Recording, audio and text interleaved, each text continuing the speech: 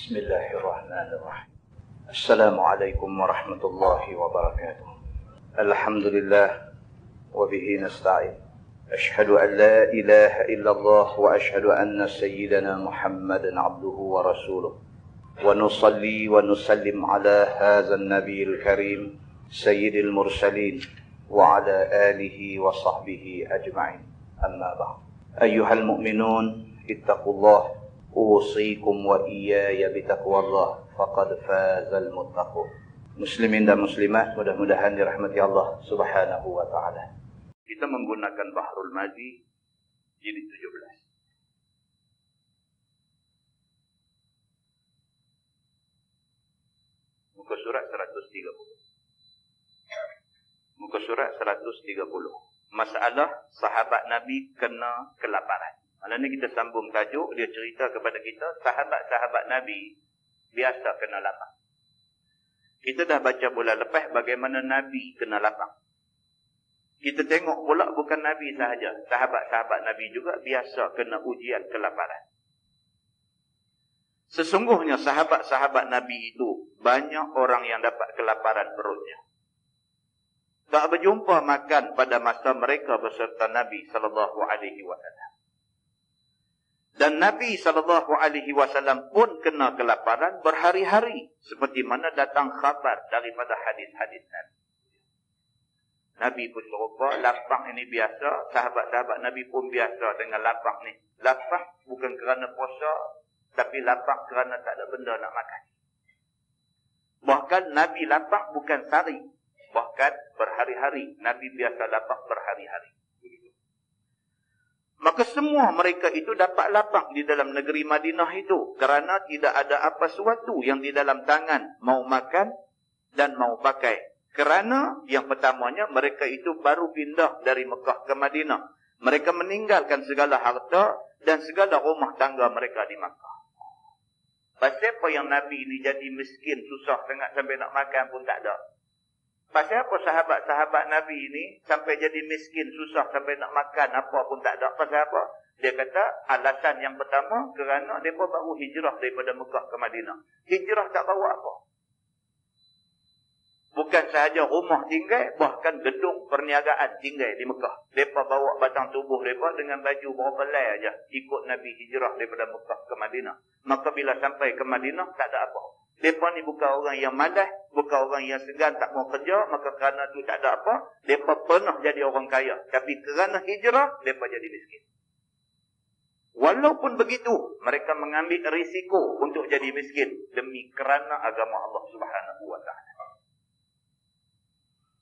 Alasan yang kedua, dia kata tidaklah mereka tu kuat beradab dan berpegang atas harta. Bahkan mereka kuat tawakal dan menyempurnakan ibadah dan apa yang disuruh Allah dan Rasulnya. Sebab yang kedua, kerana mereka ni, sahabat-sahabat Nabi ni bukan manusia tamak.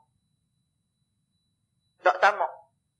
Banyak mana ada, redha dengan pemberian Allah.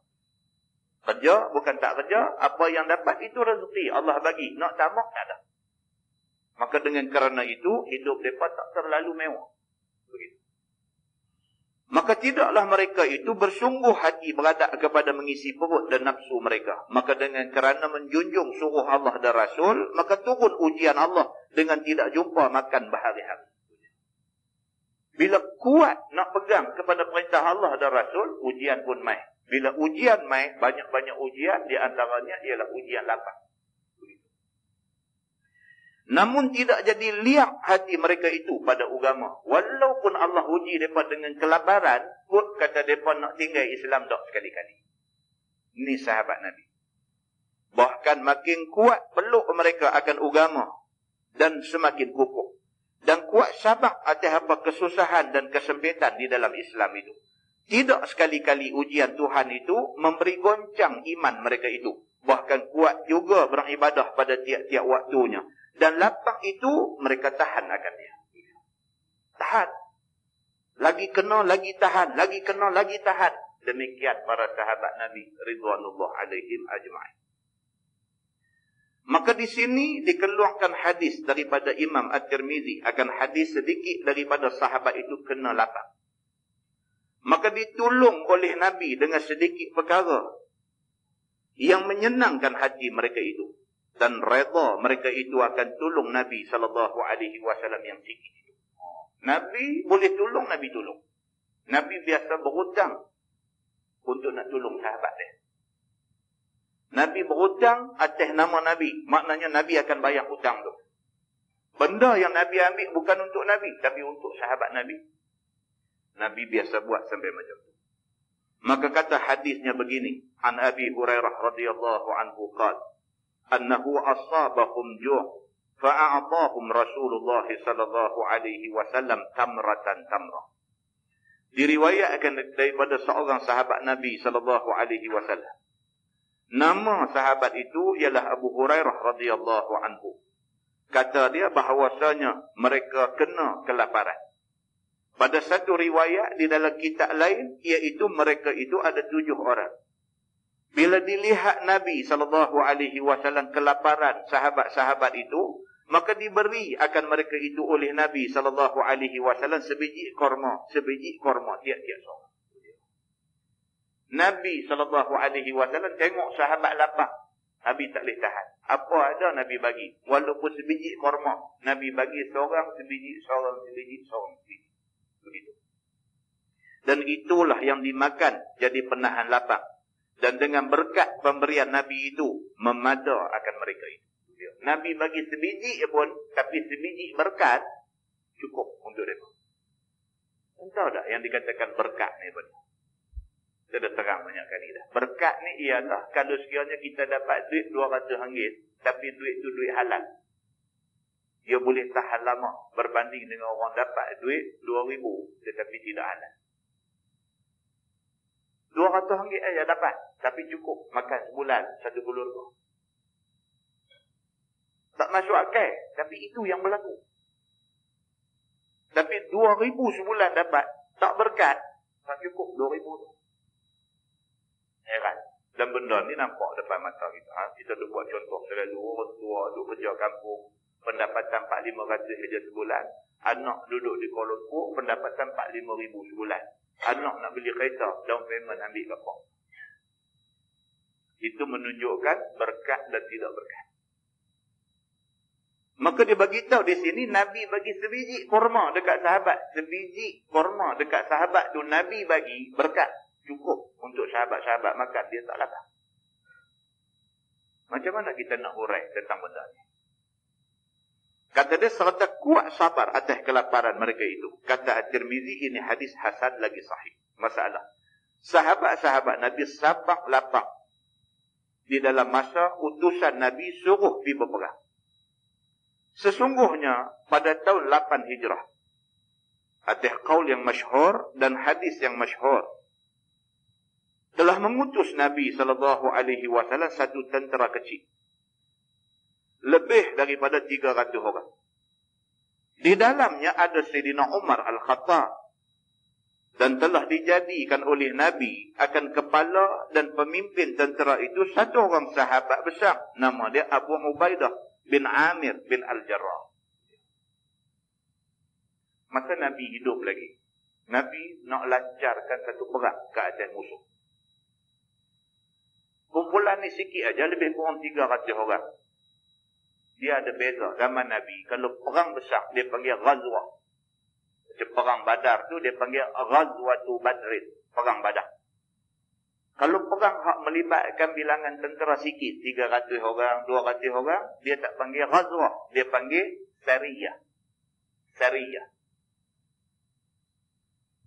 Berlaku satu perang kecil. Nabi SAW hantar tentera Islam berjumlah lebih kurang 300 orang, lebih-lebih sikit aja.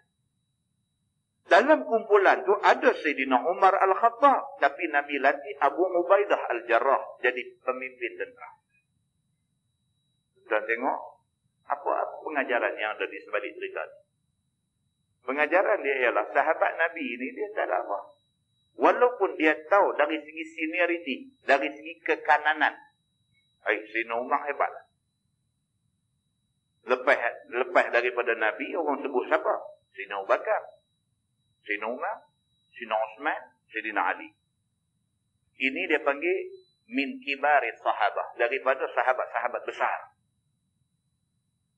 Bila nak hantar satu pasukan tentera pergi berperang, Sayyidina Umar ada, patutnya bagi siapa jadi ketua? Sayyidina Umar lah. Tapi Nabi bagi Abu Ubaidah Al-Jarrah.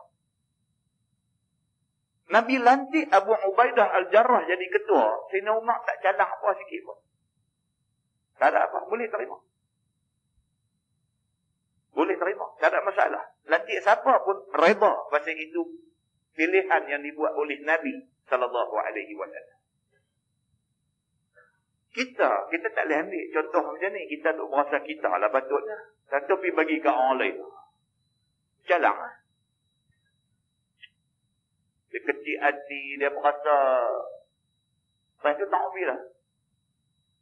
Kadang bukan ada apa-apa. Khalifah Yasin saja. Yang bikin kecil hati itu Khalifah Yasin. Bukan Khalifah Amirul Mukminin. Khalifah Yasin.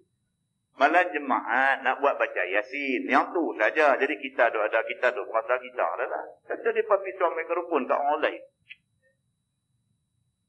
Dia jadi duduk pun tak kena, jadi senyum pun merasa tak kena. Lagu nak bangkit balik, saat ni orang kata apa. Jadi, apa mereka ni tak bagi kat aku. Kita tu pergi tak mana, tapi dia merasa tu lain macam.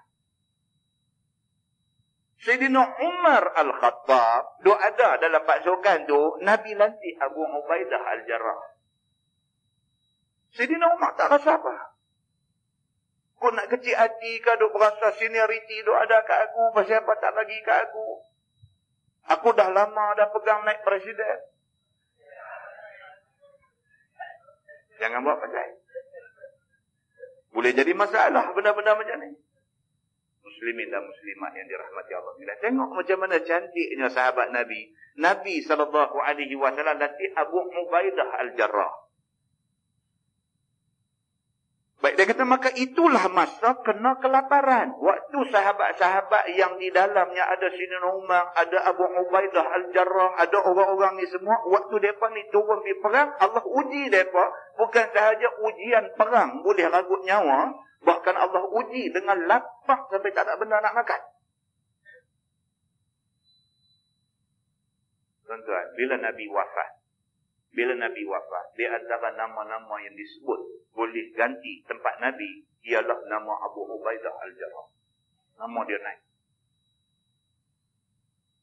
Di samping nama Sayyidina Abu Bakar, di samping nama Abu Ubaidah Al-Jarrah naik, tuan-tuan. Siapa yang mula-mula sekali bangkit, terus bercakap kata, aku bagi bai'ah kepada Abu Bakar untuk jadi khalifah. Siapa dia? Abu Ubaidah Al-Jarrah. Orang ramai ni duk tengok Nabi ni jaga. Oh, dia ni pun biasa dilantik jadi ketua. Umar duk ada pun Nabi bagi kat dia. Makna dia ni satu orang yang ada potensi untuk diangkat jadi ketua. Orang duk rasa dia layak, dia rasa dia tak layak. Bila nama dia dicalonkan dan nama Sayyidina Abu Bakar pun disebut, dia mula sekali bangkit. Dia kata, aku mencadangkan Sayyidina Abu Bakar dan dia terus bagi bai'ah, bagi taat setia kepada Sayyidina Abu Bakar As-Siddiq. Tuan-tuan boleh bayang berapa punya cantik hati Abu Ubaidah Al-Jarrah. Umar Al-Khattab duduk dalam satu rumah dengan sahabat-sahabat dia. Satu rumah kata, kalaulah Allah bagi dekat kamu satu masa mustajab doa, kamu nak minta apa? Seorang sahabat jawab, dia kata, ya Amirul Mukminin, kalau Allah bagi dekat aku masa tu, masa mustajab doa, minta apa pun Tuhan bagi, aku nak minta supaya bilik kita duduk ni penuh dengan intan berlian. Aku nak guna intan berlian tu untuk sabilillah. Tanya seorang lagi, dia kata, aku pun kalau Allah bagi masa mustajab doa, aku nak minta dekat Allah supaya bilik ni penuh dengan mah dan perak. Aku nak guna mah dan perak ni untuk sabilillah. Tanya semua, jawab lebih kurang sama. Last dia kata, wahai ya Amirul Mukminin, wahai Sayyidina Umar, kalau kamu pula macam mana? Apa Sayyidina Umar kata? Dia kata, aku kalau Allah bagi dekat aku masa mustajab doa, aku minta apa Tuhan nak bagi, aku nak minta supaya dihantar kepada aku orang-orang seperti Abu Ubaidah Al-Jarrah, Salim Maula Abi Huzaifah. Dia sebut nama-nama ni. Tak bagi duit ringgit, tak bagi harta benda pun tak apa. Bagi orang yang boleh bekerja membantu aku untuk angkat Islam, cukup untuk aku. Di antara nama yang Sayyidina Umar sebut ialah Abu Ubaidah Al-Jarrah. Itu sebab sekali-sekali masjid ke surau ke apakah buat satu forum ke, satu apa ke, tak usah duk ambil tajuk tinggi-tinggi sangat. Gaya. Ambil tajuk simple aja. Buat satu forum, panggil 3 orang ahli panel. So, satu ahli panel bercakap tentang 2 tokoh aja. 3 ahli panel, 6 tokoh. Kita angkat pada malam itu. Maka panel ni kita bagi homework kat dia. Dia kerja dia nak bercakap tentang Abu Ubaidah Al-Jarrah. Dia buat postmortem daripada kelahiran dia ni sampai wafat dia ni. Apa sumbangan dia ni untuk agama. Bagi cerita ni, biar orang yang dengar ni, dia dengar, dia boleh ambil pengajaran. Dia boleh nampak macam mana dahsyatnya sahabat Nabi berkorban untuk agama.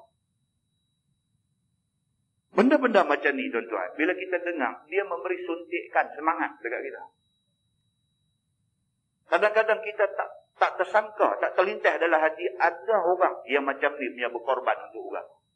Yang bila kita dengar cerita-cerita tentang mereka ni, kita banding dengan kita, Allah, kita tak ada apa sumbangan untuk agama. Muslimin dan muslimat yang dirahmati Allah sekalian. Dia kata, maka sampai mereka itu, punya diujinya mereka itu dengan kelaparan, sampai mereka itu mengenyangkan dengan memakan ikan anbar. Dia kata, ikan anbar ni ikan paus. Allah uji mereka dengan kelaparan sampai tak ada apa nak makan. Lelai jumpa ikan paus. Anbar ni ikan paus. Ataupun dia sebut hud. Ha, waw, ta, hud. Anbar sama lah. Maksudnya ikan paus. Ikan besar. Inilah awal kisahnya. Dia kata nak cerita macam mana sahabat Nabi diuji dengan kelaparan. Dia kata maulah disebutkan di sini. Serta dengan hadis yang dikeluarkan oleh Imam At-Tirmidzi. Inilah cantiknya kitab Baharul Mazi ni. Cantik dia apa? Dia bawa mai cerita, dia bawa mai hadis. Makna kita dengar, kita tahu ni bukan cerita dongeng. Ini hadis Nabi. Apa kata dia? Dia kata, An Jabir bin Abdillah radhiyallahu anhu qala. Ba'athana Rasulullah sallallahu alaihi wasallam wa nahnu 300 nahmilu zadana ala riqabina. Diriwayatkan daripada seorang sahabat Nabi sallallahu alaihi wasallam, nama dia Jabir bin Abdillah radhiyallahu anhu. Kata dia telah mengutus Nabi sallallahu alaihi wasallam akan satu tentera kecil. Kepalanya dan pemimpinnya ialah Abu Ubaidah bin Amir bin Al-Jarrah radhiyallahu anhu. Dan banyak bilangan kami itu, iaitu 300 orang yang menanggung bekalan di atas batang leher kami. Dia kata ceritanya Nabi hantar kami lebih kurang 300 orang untuk pergi perang. Ketua kami ialah Abu Ubaidah Al-Jarrah. Kami 300 orang ni atas belakang bawa ration, bawa bekalan makanan untuk nak guna masa perang. Maka kata setengah riwayat hadis adalah utusan Nabi sebanyak orang itu ada di dalamnya orang-orang muhajir dan ada orang-orang ansar. Pasukan 300 orang itu campur ada muhajirin, ada ansar. Diutus Nabi pergi ke kampung orang Juhainah yang tinggal di tepi laut. Kira-kira 5 hari perjalanan daripada Madinah. Tempat hak mereka nak pergi ni lebih kurang 5 hari perjalanan daripada Madinah. Jauh dia macam tu. Dan telah disuruh oleh Nabi SAW akan mereka itu ke situ duduk mengintai kalau ada angkatan makanan dan barang perniagaan orang Quraisy dari Mekah yang lalu di tempat itu. Sekiranya ada mereka itu menempuhi jalan itu, maka hendaklah samun harta mereka itu dan lawan mereka itu semua. Maka pilah orang-orang 300 itu junjung taat seperti mana yang disuruh oleh Nabi SAW. Dan diberi oleh Nabi satu oncang besar yang berisi buah kurma. Tugas mereka ialah ditunggu di sana. Kalau ada rombongan orang kafir Quraisy lalu, ambush mereka. Ambil barang-barang yang ada kat mereka dan kalau mereka lawan dengan mereka. Pasal apa tuan-tuan? Pasal kafir Quraisy pada masa itu ialah kafir harbi. Kafir yang boleh diperangi. Pasal apa mereka ni masuk dalam kumpulan kafir harbi? Pasal apa? Pasal mereka mempunyai kecenderungan untuk bunuh Nabi. Bukti dia apa? Bukti dia Nabi hijrah daripada Mekah ke Madinah. Malam Nabi nak hijrah daripada kepung rumah Nabi dengan satu niat. Niat nak bunuh Nabi. Kalau ada niat nak bunuh orang Islam pun sudah jadi kafir harbi. Ni ke pula niat nak bunuh Nabi. Maka mereka ni confirm menjadi kafir harbi. Maka oleh kerana itu, harta benda mereka boleh dirampas. Tidak berdosa. Di samping mereka ni pergi tunggu nak ambush tentera-tentera kafir Quraisy yang lalu ni, Nabi bekalkan kepada mereka tiap-tiap satu orang boncang besar yang berisi buah kurma. Bawa pergi sebagai bekal mereka selama tempoh duduk dalam medan perang. Maka itu akan jadi bekal untuk makan di jalan. Dan orang-orang tentera itu pun ada juga yang membawa bekal itu. Di samping bekal hak Nabi bagi, mereka pun ada bawa bekal mereka sendiri. Maka kata Jabir, Fafaniya zaduna hatta ankana yakunu lirrajuli minna kulla yawmin tamrah. Di dalam duk berjalan itu, maka habislah bekal kami. Nak pergi 5 hari. Masa tu bukan ada. Bawa banyak mana? Bekal nak bawa ni banyak mana? Pergi pun dengan kuda, dengan keldai, dengan unta, nak bawa banyak mana? 5 hari perjalanan nak pergi tu, bekal hak bawa ni sudah habis. Sehinggalah bahawa ada jadi bagi seorang daripada kami tiap-tiap hari makan sebiji kurma. Habis ni sampai kena pekin makan. Kena pekin. Sehari makan sebiji saja. Sehari makan sebiji saja buah kurma. Sehari maksudnya daripada pagi sampai malam sebiji kurma saja dia boleh makan. Punyanya susah, bekalan makanan sudah habis. Dan apa pun dah tak ada dah, terpaksa kena jimat makan, kena pekin makan ni, sehari sebiji kurma aja boleh makan. Maka kata setengah riwayat hadis, bila habis bekalan kami, maka kepala tentera kami yang bernama Abu Ubaidah itu suruh kumpulkan baki buah kurma. Siapa yang ada? Bila dah orang tu dah habis bekal, orang ni dah habis bekal, orang ni dah habis bekal, ketua arahkan supaya siapa yang ada lagi buah, mai letak satu tempat semua. Ketua buat satu arahan, siapa yang masih ada bakti lagi buah kurma, semua mai serah di satu tempat. Maka dikumpulkan semua buah kurma itu dan digaulkan semuanya sama-sama dengan buah kurma yang diberi oleh Nabi SAW tadi. Ambil buah kurma hak mereka punya, mai campur dengan buah kurma hak Nabi bagi tadi. Kemudian daripada itu, maka kepala tentera itu pun bagi pada tiap-tiap hari akan sedikit pada seorang akan buah kurma itu. Bila himpun satu tempat, lepas tu bagi tiap-tiap seorang ambil seorang sikit. Centralize benda tu, kemudian agihkan balik supaya semua orang boleh dapat makan. Begitu. Sehinggalah jadi pada akhirnya diberi seorang sebiji. Sampai beberapa hari demikian. Sampai ada satu peringkat, tinggal buah banyak tu aja. Maka habislah buah kurma itu sama sekali. Habislah buah hak campur kuih apa bagi. Semua buah habis licin, tak ada apa. Dan dapatlah kami semua akan kelaparan. Sampai setengah makan daun kayu kering. Yang dikumpulkan daripada pohon-pohon kayu. Yang menggugurkan daunnya di jalan kami itu. Dah habis, dah apa pun tak ada nak makan. Kutip daun pokok-pokok kayu. Hak luruh ni. Kutip hak tu nak buat makan pula. Pasal tak ada dah apa pun nak makan. Tuan-tuan, pandang pasir. Nak suap pasir masuk dalam mulut, tak pernah sabar kan? Masa tu, daun pokok kayu ni pun kira lebih baik daripada pasir. Kalau cakap-cakap kita kot ni, miskin, susah ni, ada lagi kangkung boleh hidup gagau dalam parit lagi.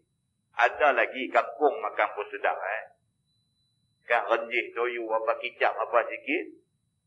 Pediah dengan kangkung tu pun boleh hidup lagi. Padang pasir, tuan-tuan, bukan ada apa. Daun-daun pokok kayu hak ada sekepin, 2 kepin ni kutip, ambil simpan. Pasal apa? Hak ni boleh buat makan. Sampai macam tu punya susah. Iaitu direndam di dalam air, dikunyah, dimamah, lalu dimakan. Ambil daun tu simpan, ada air sikit, rendam. Minum air tu dulu. Air tu bagi rasa, ada rasa daun sikit. Lepas tu tinggal daun tu, pepak daun tu, kunyah-kunyah telan daun tu. Sampai begitu punya susah sahabat Nabi. Sehingga ada setengah daripada tentera itu jadi melelah di dalam mulutnya sebab memamah daun kayu itu. Sebahagian daripada sahabat Nabi ini sampai mulut pun jadi melelah habis. Kerana makan daun apa ke jumpa ke jalan yang ambil makan sampai melelah mulut. demikian sahabat Nabi dulu sampai macam tu susah. Semata-mata kerana nak bawa Islam saja. Tentu bayangkan kalau dia pilih untuk tak mau susah macam ni, duduk di Mekah jadi kafir pun tak apalah. Boleh makan sedap, duduk rumah elok, alangkah baiknya. Tapi mereka tinggal yang tu semua main ikut Nabi bukan dapat kebaikan atas dunia, ikut Nabi dapat susah atas dunia. Sampai pergi jadi makanan tak ada, sampai nak kena makan daun kayu, sampai kena melelah mulut-mulut ni kerana nak ikut Nabi sallallahu alaihi wasallam. Tentu boleh bayar macam mana, apa bentuk balasan Tuhan nak bagi ke mereka itu. Apa balasan Allah nak bagi kepada mereka yang berkorban sampai macam ni dulu? Apa Allah nak bagi ke mereka itu? Bila didengar oleh orang-orang yang jadi murid kepada Jabir mengkhabarkan hadis yang demikian itu. Bila Jabir bin Abdullah cerita benda ni, dia cerita apa yang jadi kepada sahabat-sahabat Nabi dulu. Bila dia cerita kepada anak murid dia, maka sudahlah jatuh muskil di hati mereka itu. Anak murid dia dengar-dengar, dia kata, Tok Guru ni gelembong nampak. Tak percaya. Kalau lah dia tanyalah, kenapa tak percaya? Tak percaya. Tak percaya ni cerita ni betul kan ni. Depa sahabat-sahabat Nabi dulu ikut Nabi sampai makanan tak ada, sampai kutip daun kayu kok jalan, sampai piduk rendam dalam air, minum air tu dulu. Lepas tu daun tu piduk mamah, piduk pepak telan, sampai mulut pun jadi berkudir apa semua ni betul kan. Ni kahang exaggerate. Allah orang kata exaggerate. Exaggerate ni maksud cerita tu satu cancar aja, tapi cerita jadi satu kawah. Cerita tu sejengkai aja, pergi habang ke orang jadi sampai 2-3 depa. Depa kata Tok Guru ni, dia ni cerita macam mana? Ni cerita lebih-lebih kat kita. Anak murid dia ingat macam tu. Macam mana kita hari ni duk ingat? Kan sebahagian daripada kita duk dengar tadi, takkan veteran ni. Rupanya bukan kita. Zaman Jabir bin Abdullah, anak murid dia pun dah tak percaya dah. Tuan-tuan hari ni tuan-tuan nak cerita dekat anak tuan-tuan, pergi sekolah dulu bawa duit sekepiang. Dia boleh cerita, dia faham cerita kita. Macam itulah cerita dalam agama pun. Bila duk hafaz zaman awal-awal Islam dulu, macam ni punya susah. Orang hari ni tak tergambar benda ni. Zaman Jabir bin Abdullah, mereka pun muskil di hati mereka ni. Macam mana boleh tahan sebiji tamar satu hari? Mereka pun tak boleh faham macam mana. Tak masuk akal. Sebiji buah kurma nak makan sehari. Maka inilah yang datang hadisnya begini. Dia kata, Faqila lahu, ya Aba Abdillah, wa aina kanat taqa'u tamrah minar rajul. Maka ditanya anak murid dia kepada Jabir bin Abdillah, ya Aba Abdillah, di mana jadi jatuh sebiji tamar itu daripada seseorang tentera itu? Yang ni apakah rasanya dan adakah ia memberi bekah pada dirinya? Anak murid dia tanya kepada Jabir ni. Mereka kata, betul ke Tok Guru? Betul ke? Dia kata, mereka hanya bagi sebiji buah kurma untuk makan sehari. Daripada pagi sampai malam sebiji aja buah kurma. Betul ke? Sebiji buah kurma boleh ke nak bagi mereka tahan badan mereka untuk nak berperang? Tanya kepada Jabir. Maka adakah dapat tahan lapang dengan sebiji kurma itu? Seperti mana datang pada satu riwayat, kaifa kuntum tasna'una biha? Qala, kunna namussuha kama yamussu as-sabi, thumma nashrabu 'alayha al-ma', fatakfina yawmana ila al-layl, wa kunna nadribu bi'isiyyina al-khib, thumma naballuhu bil-ma'i fana'kuluhu. Bagaimana ada sekalian kamu pada perbuatan sebiji kurma itu? Orang tanya kepada Jabir ni, macam mana sebiji kurma nak makan sehari macam mana? Maka jawab Jabir, adalah kami isap akan dia sebagaimana budak-budak isap susu. Pekit, nak abang kata pekit, nak makan sebiji tuan-tuan. Tak ada nak bismillah, lup masuk habis. Kalau kita lah ni, tak ada nak bismillah. Bulan puasa nak main tak hari dah ni. Lah dah Rabiul Awal. Bulan puasa lah 2 bulan lebih, 3 bulan lebih gitu aja. Bulan puasa main. Bulan puasa itu anak kita hak sekolah rendah, hak kecil-kecil ni puasa sekali. Bila nak buka puasa kita tak kurma dalam pinggan tu kan. Bunyi-bunyi kata bang tu dia pegang cepuk masuk dalam mulut. Kita kata bismillah tak baca tak doa buka puasa. Penyeh saja. Tak dah nak bismillah dah. Kawan puasa tari lah.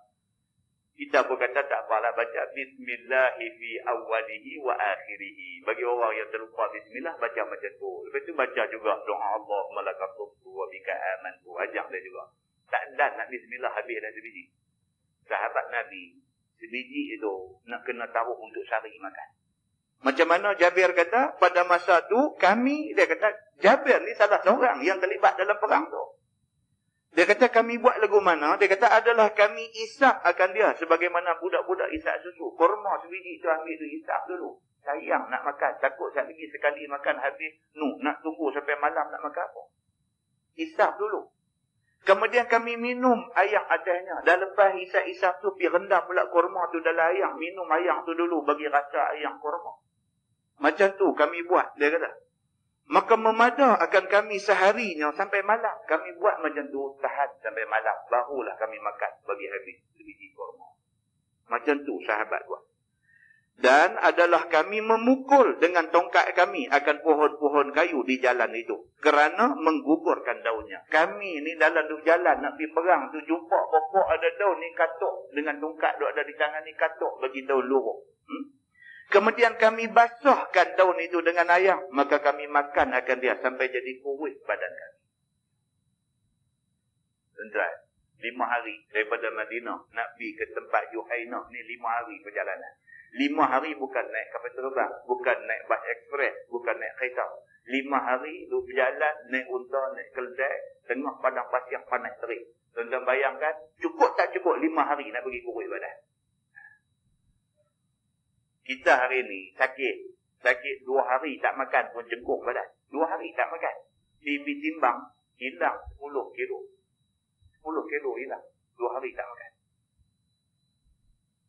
Duduk di rumah. Cuma tak lalu makan. Ini duduk jalan tengah padang pasir panas terik. 5 hari kurus badan mereka ni. Kerana tak ada makanan. Ni yang dia nak cerita. Maka pada riwayat ini dijawab oleh Jabir begini. Dalam riwayat yang kita duk baca ni. Faqala laqad wajadna faqdaha hina faqadnaha.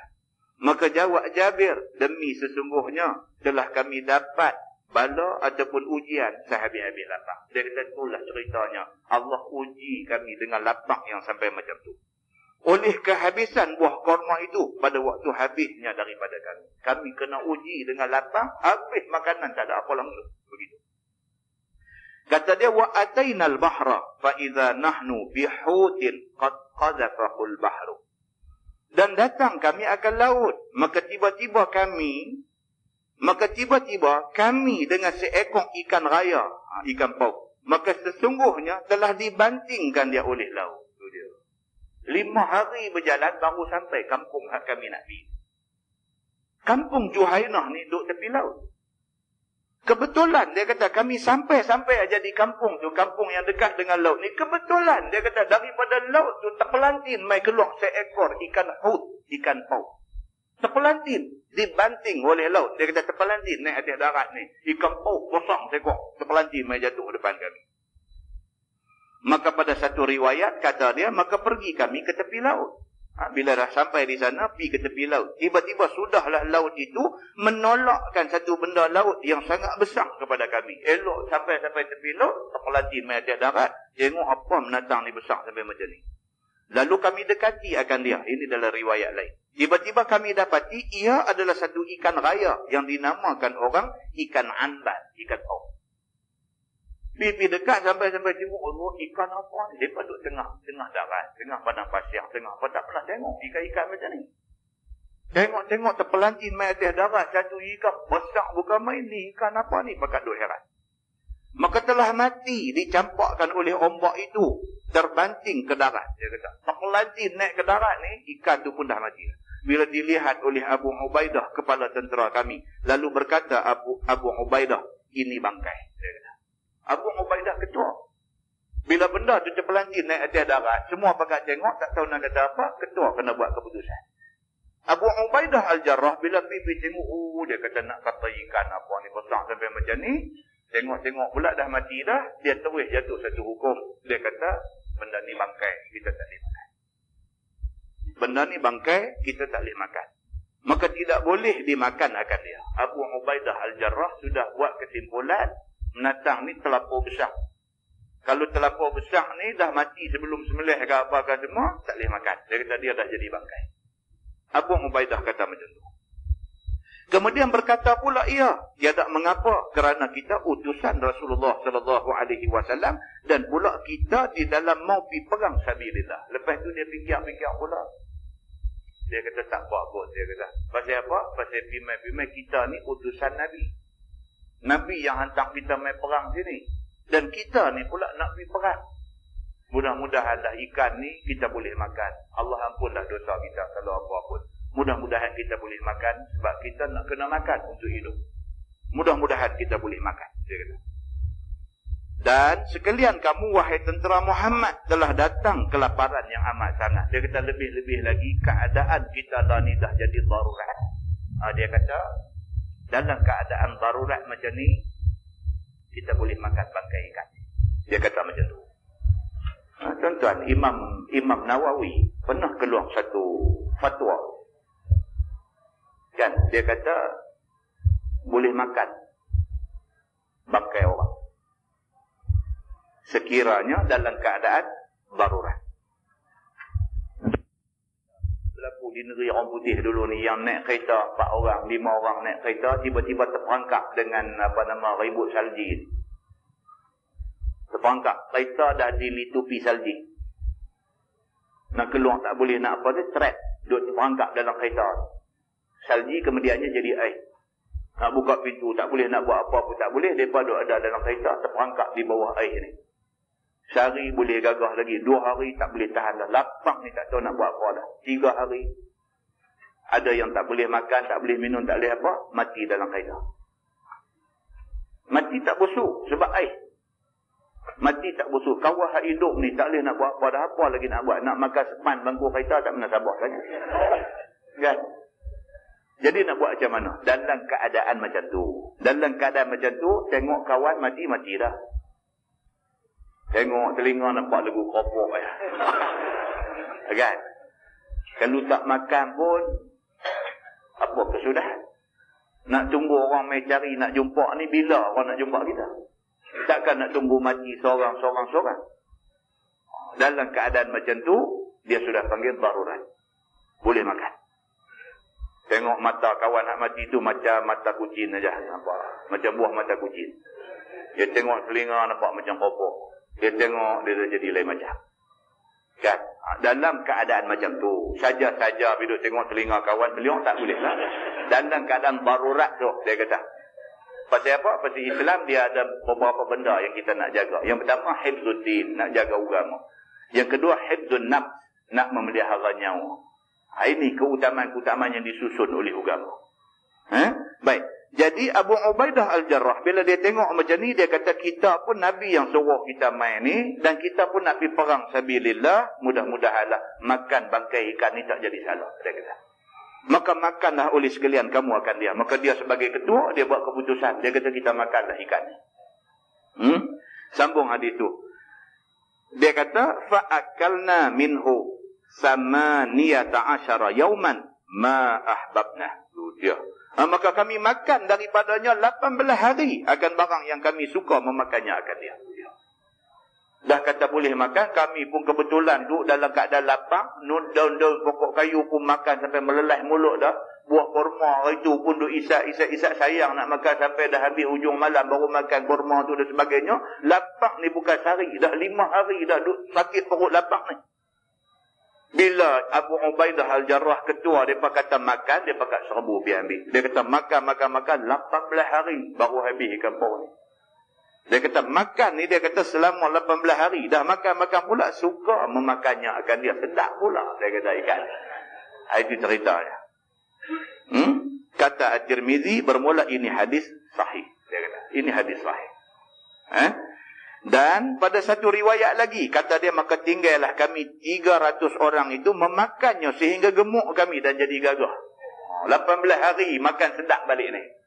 Makan, badan naik balik. Tadi kurus tadi ni, badan pakat naik balik. Dan hilang letih dan lemah kami. Dia jadi kuat balik lah pasal dah makan. Begitu.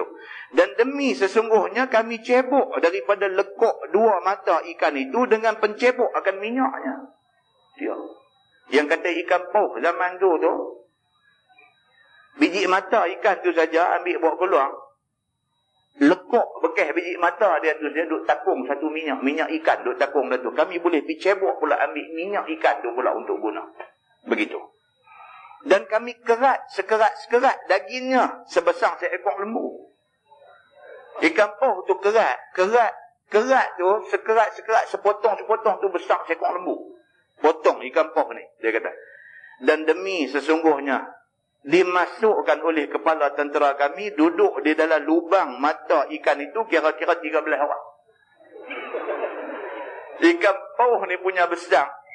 Bekas biji mata dia tadi boleh duk cedok minyak tu, boleh masuk biar apa? 13 orang boleh masuk duduk dalam tu. Tuan-tuan nak heran apa? Baru ni Guinness Book Record apa? Malaysia Guinness Book Record ke apa? Berapa belas orang tu pergi duduk celah masuk dalam kancil. Dalam kereta kancil.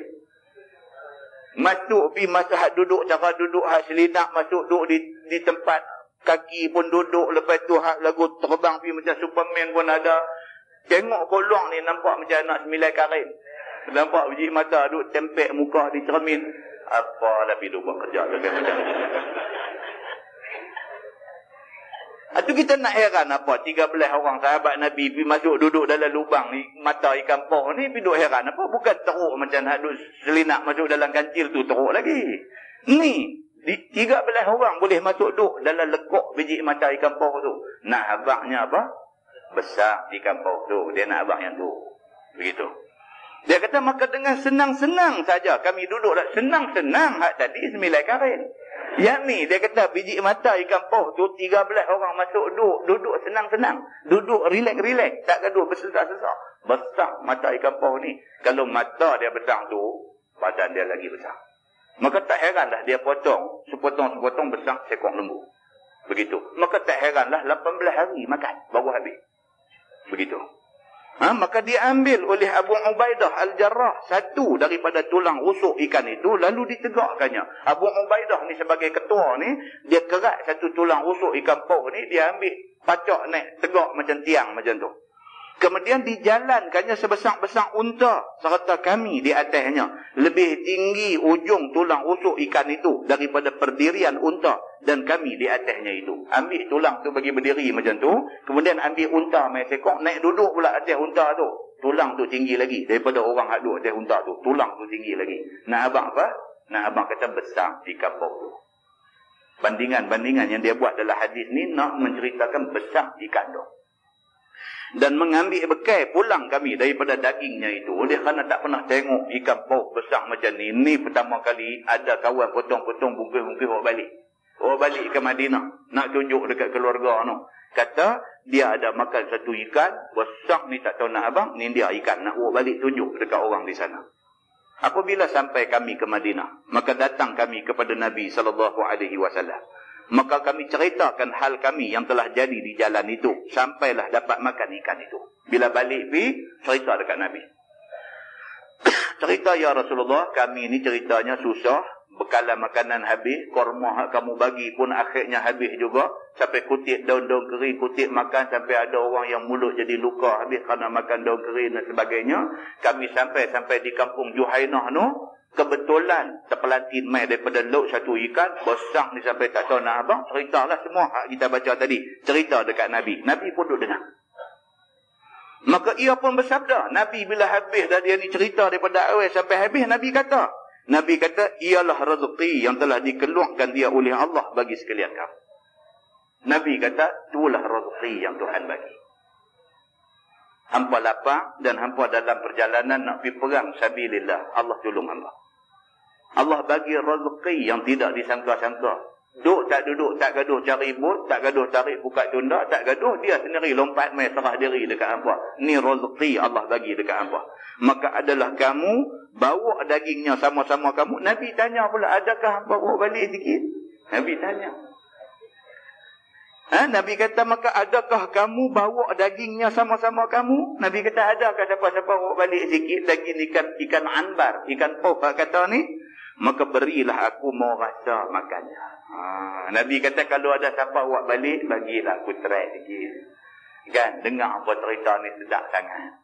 Ada siapa-siapa buat balik, maka dibawakan orang kepada Nabi, maka lalu dimakannya, yakni dimakan oleh Nabi SAW. Orang pun buat main ni, dia lah ada satu orang bawa balik, Nabi pun masak-masak makan. Sedap sungguh pokoknya. Muslimin dan muslimat yang dirahmati Allah sekalian. Itu dia cerita susahnya sahabat-sahabat Nabi. Kan? Kita nak kata apa? Kita lah susah ke tak? Dengan kan? Ramai orang hari ni hidup cakap ni, duk cerita susah lah. Saya ni susah lah, Allah uji saya macam ni, kan? Tak, tuan-tuan. Tak. Kita senang. Kita senang. Kita tak kaya-raya, tapi kita senang sebenarnya. Banding dengan siapa? Banding dengan Nabi sendiri dan sahabat-sahabat Nabi ridwanullah alaihim ajma'in, mereka lagi susah. Tajuk berikut dia kata bab ma jaa fil faqri atmanu lil ibadah. Yang ni saya tak baca, saya nak baca hadis saja. Hadis saja. Bab ma jaa fil faqri atmanu lil ibadah. Pasal hadis ni saya dah baca beberapa kali. Jadi kita go terus sekali saja. Iaitu bab yang datang pada menyatakan hadis yang membicarakan masa fakir miskin itu lebih diakui bagi membuat ibadah. Nabi kata miskin tu sebenarnya lebih lagi memberi ruang untuk kita beribadah. Walaupun kita tu ingat aku ni susah, tak ada nak buat ibadah, dah. Nabi kata kalau kaya, hampa tak ada nak buat ibadah. Miskin ni hampa tak buat ibadah. Nabi kata begitu. Baik, kita tengok hadis dia. Dia kata an Ali bin Abi Talib karramallahu wajhah yaqul inna la julusun ma'a Rasulillah sallallahu alaihi wasallam fil masjid idh tala'a Mus'ab bin Umair ma alaihi illa burdatun lahu marqu'atun bi farwin falamma ra'ahu Rasulullah sallallahu alaihi wasallam baka lilladhi kana fihi minan ni'mah والذي هو اليوم فيه ثم قال رسول الله صلى الله عليه وسلم كيف بكم إذا غدا أحدكم في حلة وراح في حلة ووضعت بين يديه صحفة ورفعت أخرى وسترتم بيوتكم كما تستر الكعبة قالوا يا رسول الله نحن يومئذ خير منا اليوم تفرغوا للعبادة ونكف المؤونة فقال رسول الله صلى الله عليه وسلم لأنتم اليوم خير منكم يومئذ أو كما قال hadis riwayat Imam At-Tirmizi. Kita tengok makna dia. Hadis daripada Sayyidina Ali bin Abi Talib. Kata dia waktu tu kami duduk-duduk sama dengan Nabi SAW di dalam masjid. Sayyidina Ali kata hari itu kami duduk-duduk dengan Nabi dalam masjid. إذ طلع مصعب بن عمير ما عليه إلا بردة له مرقوعة بفرو. Tengah kami duduk dengan Nabi, tengok-tengok di pintu tu masuk mai satu orang sahabat yang bernama Mus'ab bin Umair. Mus'ab masuk, Nabi tengah duduk dengan sahabat-sahabat, Mus'ab masuk di pintu. Mus'ab masuk tu pada masa tu atas bau dia ada burdah, ada kain selendang. Yang kain selendang itu lahu marqu'atun bifarwin, cari bertampung dengan kulit.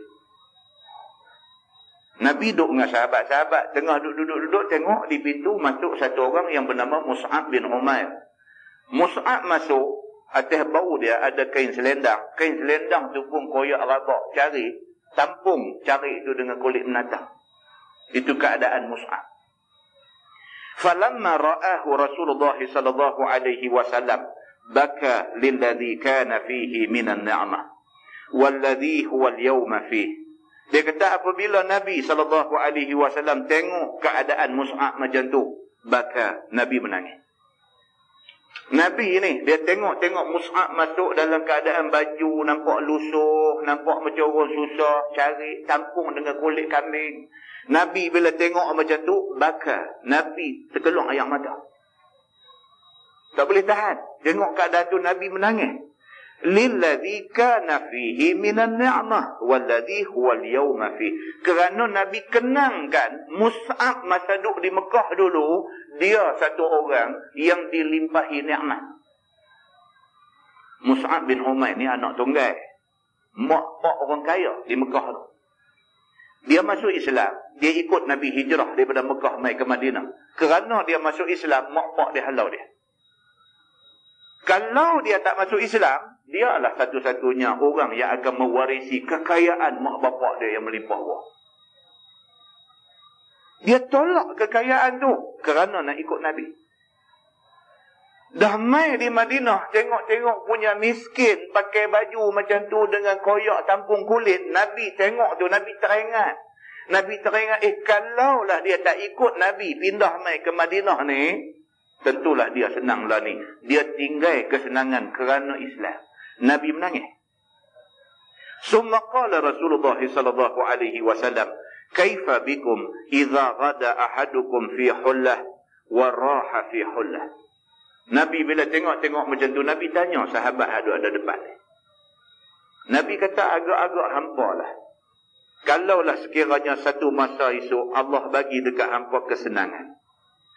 Senang hampa ni sampai ke peringkat pagi pakai baju lain, petang pakai baju lain. Nabi tanya sahabat ada depan ni, kalaulah esok Allah bagi hampa senang kaya raya, punya kayanya hampa ni sehari tak tahu berapa lai baju pakai. Pagi baju lain, petang baju lain, sat lagi malam baju lain, sat lagi nak tidur baju lain. Sehari duk ada 4-5 lai baju. Kalaulah Allah bagi hampa senang macam tu. Wa wudi'at baina yadayhi sahfah wa rufi'at ukhra. Kalaulah esok Allah bagi hampa senang sampai ke peringkat wa mai makanan depan hampa. Makan. Angkat hidangan tu, mai hidangan lain pula. Makan. Angkat hidangan tu, mai hidangan lain pula. Punya senangnya hampa. Sekali duduk nak makan, berapa kali hidang orang mai. Ada tak ada tuan-tuan kita melalui keadaan ni? Kita pergi rumah kawan kita, rumah adik-beradik kita sampai mula buat keluar Nescafe dulu. Minum Nescafe dengan biskut dengan apa lebih kurang dulu. Habis kena Nescafe biskut, panggil pergi dapur makan nasi pula dah. Makan nasi dengan lauk ayam, dengan lauk apa semua macam-macam hidang. Kita pun tak tahu nak makan hak mana satu. Banyak makanan. Habis makan nasi apa semua, habis selesai. Angkat wak mai buah-buah pula. Lagu makan buah apple pula. Sat lagi lagu makan buah oren pula. Sat lagi buah temikai, buah mai pula. Habis buah angkat yang aiskrim pula. Last sekali. Aiskrim pula buah mai. Makan aiskrim pula. Habis Allah, kita kata apalah tak larat makan. Makan ni memang buat duk tunggu hampa mai. Makan aiskrim pula. Habis jujur tak mau dah. Jom. Bangkit daripada meja dapur, pergi duduk di kursi depan pula. Duduk TO pula mai pula. Pernah tak pernah tuan-tuan kita melalui keadaan tu? Ini yang Nabi kata kat sahabat dia. Kalaulah hampa itu ditakdirkan hidup zaman macam tu. Makanan ni satu duk main dengan nama yang macam-macam. Hak ni lagu dia panggil appetizer, dia panggil nak buka selera. Lepas appetizer, yang tu bulldozer betul, makan betul. Lepas bulldozer betul, dia buat main lagu apa ke dessert lah, apa nama macam-macam pula duk panggil. Kalau hampa duk zaman tu, Nabi kata, wasatartum buyutakum kama tustarul Ka'bah. Rumah hampa pula ni punya hebat rumah, seperti mana dikelumbungi dengan kelambu Ka'bah. Nabi kata, rumah hebat.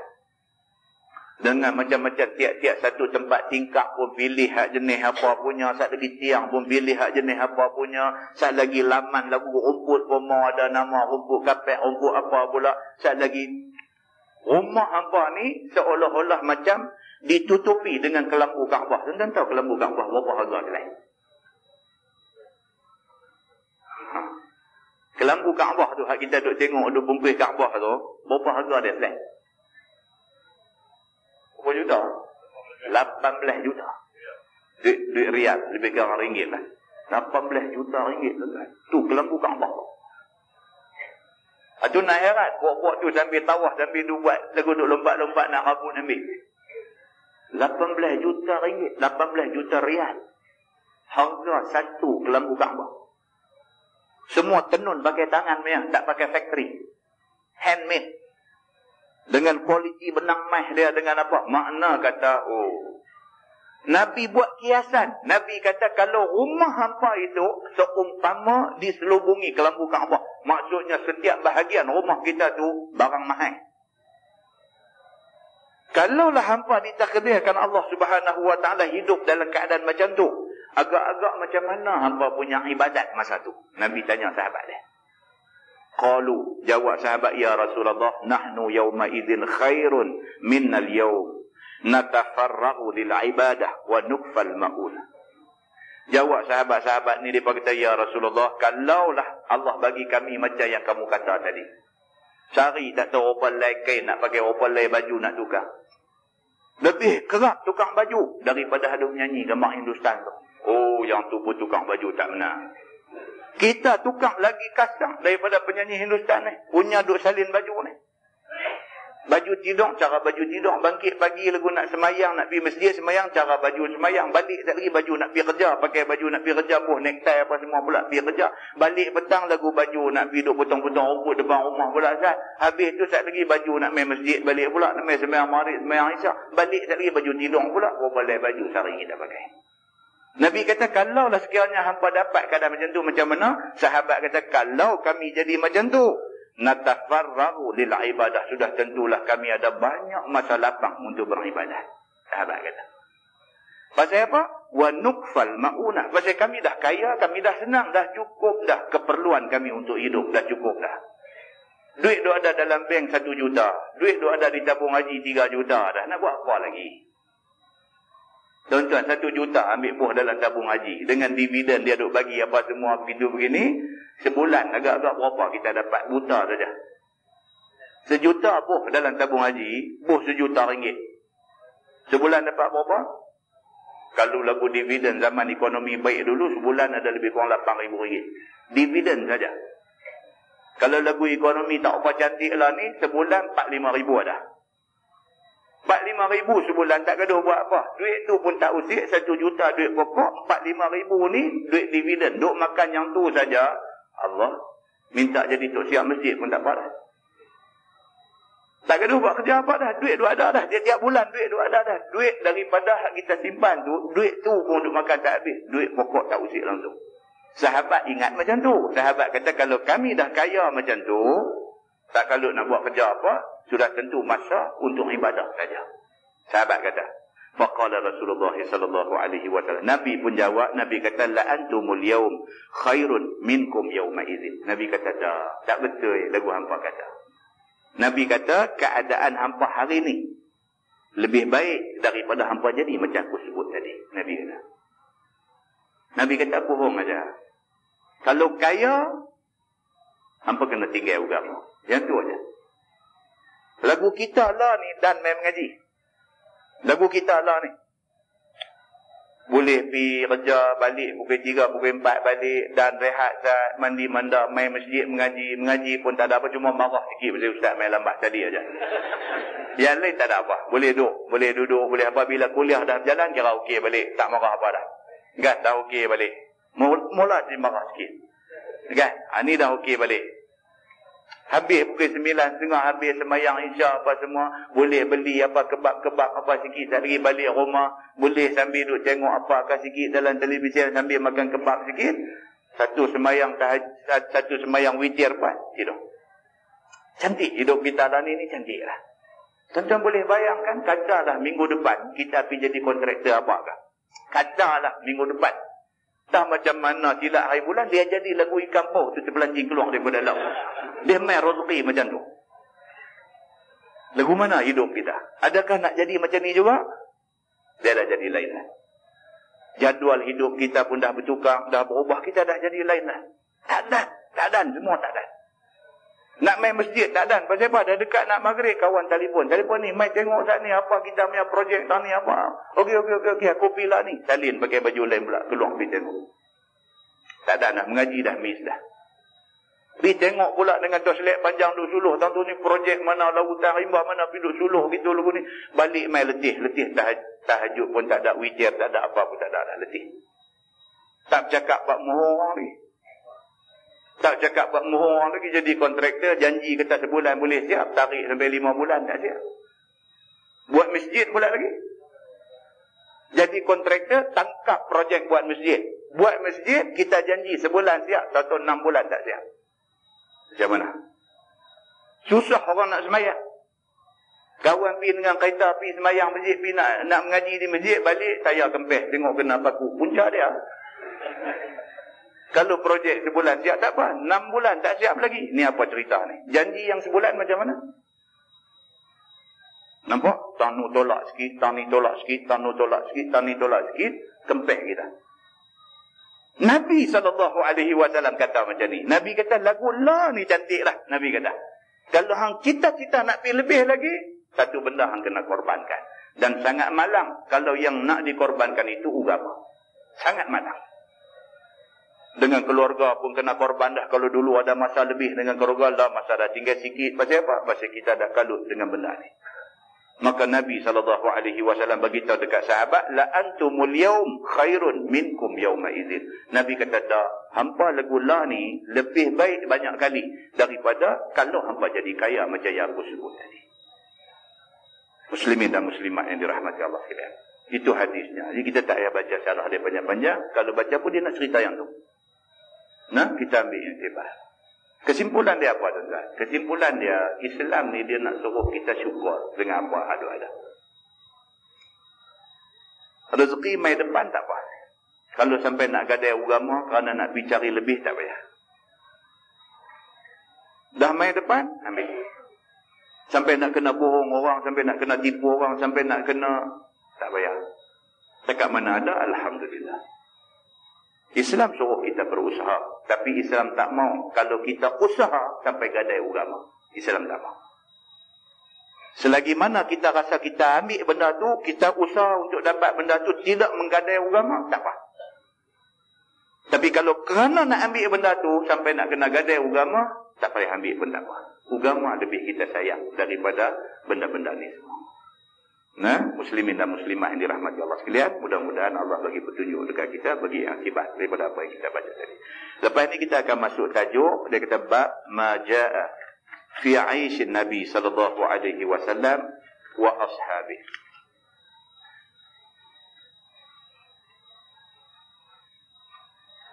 Maksudnya iaitu bab yang datang pada menyatakan hadis yang menerangkan kehidupan Nabi sallallahu alaihi wasallam dan sahabat-sahabatnya. Kita akan tengok tajuk ni, dia akan cerita satu cerita yang agak menarik kat kita. Cerita bagaimana susahnya sebahagian sahabat. Di antara sahabat yang susah itu ialah Abu Hurairah radhiyallahu anhu. Macam mana punya susahnya Abu Hurairah. Kita duk baca banyak hadis an Abi Hurairah, kita duk baca hadis. Kita tak tahu macam mana susahnya Abu Hurairah tu. InsyaAllah kita akan baca pada tajuk yang akan datang. Wallahu a'lam.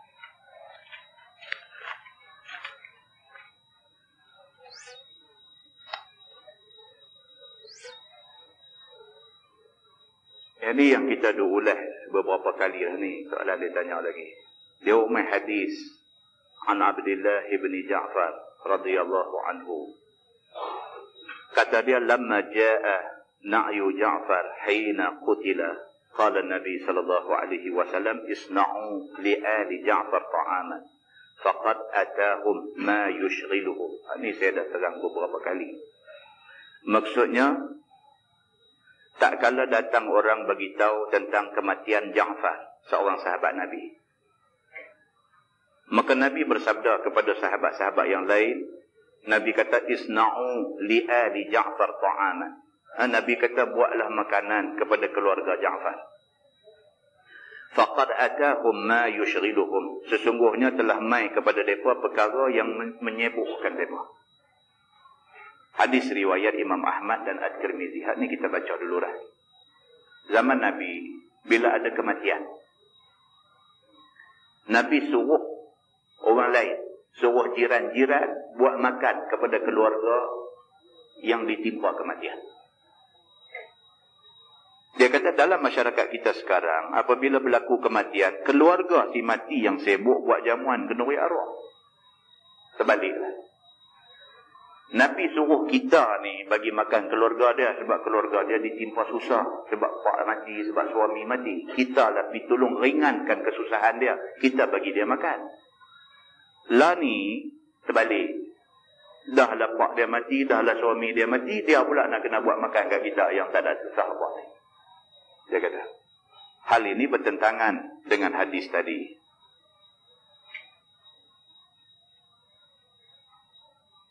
Jadi macam mana? Dia kata. Macam mana tuan-tuan tak usah buat? Tanya banyak-banyak kali pasal apa? Kita tolong dia lah. Jiran sebelah rumah kita ditimpa musibah kematian. Kita habang awal-awal dah dekat anak-anak dia, dekat apa semua. Malam ni makan rumah kami. Siapa kata tak mau nak duduk rumah, kita hantar makan di rumah dia. Selesai masalah. Kita ikut apa yang Nabi suruh. Masalah kita lah tuan-tuan. Masalah adat budaya ni. Yang ni lah satu penyakit yang susah nak bercakap. Kita cakap cara lembut-lembut orang marah. Kita cakap suara darah-darah lagi orang marah. Walhal hak kita cakap tu hak Nabi suruh. Tapi kawan nak marah, marah suruh tu je. Itu satu, hak marah. Keluarga ni sendiri. Keluarga hak ditimpa kematian ni pun sendiri. Dia pun nak buat kenduri juga. Kalau tak buat kenduri, dia duk berasa lagu, galat berasa lagu orang mati tak pergi kambuh. Dia duk berasa lagu tu. Dia nak kena kenduri juga, baru dia rasa kambuh dah. Heran. Yang anak-anak hak muda-muda ni kata dah, mak tak usah buatlah, kata. Oh, mak dia kata, hampa, hari ni pak hampa mati, hampa baru tanah pun duk basah lagi, hampa tunjuk dah. Dia marah. Awak nak buat kenduri kat pak hampa sikit, tak boleh kah? Dia kata. Dia pergi duk pelerai lagu tu pula. Kita nak pergi duk baca hadis ke dia, boleh tak mau dengar sama satu, dia nak buat juga. Hari ni pak hampa mati, hampa buat depan-depan aku duduk hidup lagi, hampa buat lagu ni. Esok aku mati, aku tak tahu hampa nak buat apa kat aku. Dia pergi kata lagu tu pula. Jadi kita pun kata kenduri, kita kata. Tuan-tuan, apa yang saya nak abang satu aja. Kadang-kadang adat yang menjadi budaya dalam masyarakat ni tak betul. Tapi nak ubah ni susah. Tapi kalau orang semua faham, benda ni senang boleh ubah. Maka menjadi tanggungjawab kita bagi mereka faham. Bagi mereka faham. Hak tu dulu. Lepas tu baru main hak kedua pula. Dia nak buat malam 1, malam 2, malam 3, malam 7, malam 14. Ni pula satu penyakit lain pula. Ni pula satu penyakit lain. Mana dia ambil ni ajaran suruh buat malam 1, malam 2, malam 3, malam 7 ni. Mana dia ambil hadis, mana dia pergi jumpa ni. Daripada 1000 hadis ada Sahih Bukhari, Sahih Muslim, Sunan Abu Dawud, Ibnu Majah, An-Nasai, At-Tirmizi. Tak ada pun suruh buat ni. Mana hadis dia pergi ambil pun tak tahu. Dia nak buat. Tolonglah pakak-pakak faham benda ni. Bukannya apa. Kita nak ikut Nabi. Itu aja cerita dia. Kita nak ikut Nabi. Nabi tak bagi tu sebuah lah. Apatah lagi kalau sekiranya nak buat sampai nak jadi satu susah dekat kita. Mai pula satu hadis dia kata daripada Jarir radhiyallahu anhu, kata dia kunna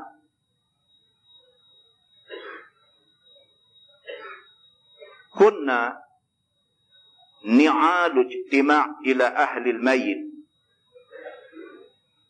wa sanna' apa ni hadis ni wa sun'at at-ta'am ba'da dufni minan niyahah. Ini pula satu hadis lagi tentang an-niyahah pula. Maksud dia kami berhimpun kepada keluarga mayat, keluarga si mati, nak menyediakan makanan sesudah pengkebumiannya. Maka itu dianggap minan niyahah, di antara ratak tangis yang dilarang oleh agama.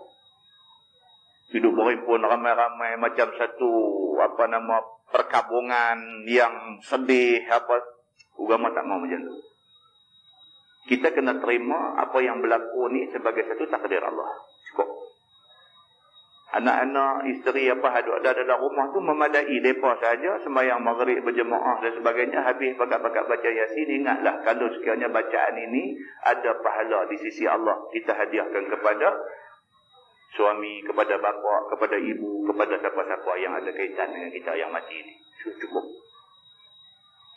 Saya panggil orang masjid ni mai, panggil orang masjid ni mai, panggil orang ni mai. Tak payahlah. Anak-anak buat, pasti sampai kepada si mati. Buat yang pasti. Jangan buat benda yang tidak pasti. Dalam masyarakat kita pula, dia terbalik. Dia jadi ke mana? Panggil orang masjid semua pakat mai, anak-anak pakat duk kalut dengan duk buah nasi di dapur nu dengan panggil ni. Siapa ni angkat dalam buat naik ni? Depa Quran pun tak baca, zikir apa pun tak ada. Padahal depa buat tu Nabi kata tentu sampai. Hak orang buat ni tak ada janji kata sampai. Kalau depa tu buat tentu sampai, depa tak buat. Dia bagi orang hak tak pasti buat tu. Ini terbalik. Selalu kita buat bagi terbalik. Jadi dah kita jumpa ni hadis-hadis yang macam ni, ejah baliklah. Ejah balik. Kalau kita tak ubah, contoh nak tunggu anak cucu kita ubah. Kita tak ubah, anak cucu kita esok pun kata tak payah ubah lah. Pak aku dulu pun ustaz bagus juga, dia pun tak ubah. Anak cucu pun tak ubah. Anak cucu nak harap lagi cicit dia ubah. Benda ni tak boleh berhenti situ. Di samping yang kita sebut selalu-selalulah, benda ni sebenarnya menjadi susah kepada keluarga mati. Susah. Lebih-lebih lagi yang menakutkan apa dia? Jamuan makan tu diambil daripada harta peninggalan si mati. Sedangkan si mati ada meninggalkan anak yatim. Hak mati tu ada anak kecil, anak yang belum cukup umur. Anak yang belum cukup umur dipanggil anak yatim. Maka harta yang dia tinggal itu harta ada di dalamnya bahagian anak yatim. Duit tu mereka ambil buat kenduri jamu kita tu lebih masjid ni. Allah kata apa? Allah kata innama ya'kuluna fi butunihim nara wa sayaslawna sa'ira. Sesungguhnya yang mereka makan masuk dalam perut mereka tu nara, itu ketui api neraka. Wa sayaslawna sa'ira, dan esok mereka tak ada tempat lain melainkan neraka sa'ir. Allah duk tunggu mereka. Kita orang masjid, dia panggil pergi rumah dia, kita pun baguslah kenduri. Kita tak tahu, kita duduk suap, rupa-rupanya ada harta peninggalan si mati, kepunyaan anak yatim, anak dia. Kita duduk masuk dalam mulut. Rupa-rupanya kita duduk suap, duduk nampak kurma daging tu, rupanya nara. Nabi kata itu ketui api neraka. Jadi nak elak benda-benda ni semua tak sah. Tak buatlah habis cerita. Nak buat susah tuan-tuan, nak tinggal tak susah. Nak buat ni yang susah, nak kena cari duit, nak kena cari orang masak, nak kena susah nak buat ni. Nak tinggal tak ada susah apa, tak buat lah. Tapi kita lebih suka pergi buat hak susah tu, hak senang tak buat. Bila kita cakap macam ni, akan bunyilah di ujung-ujung kampung, dia kata apa? Yang ni mazhab senang. Ini mazhab senang. Orang duk buat sekian lama dah apa semua, mai mereka semua tak ada buat. Tuan-tuan, inilah jawapan-jawapan nakal. Yang jawab tidak bersandarkan nas apa-apa, cuma jawab menggunakan bahasa-bahasa sentimen yang orang dengar boleh terima. Nampak tak tuan-tuan?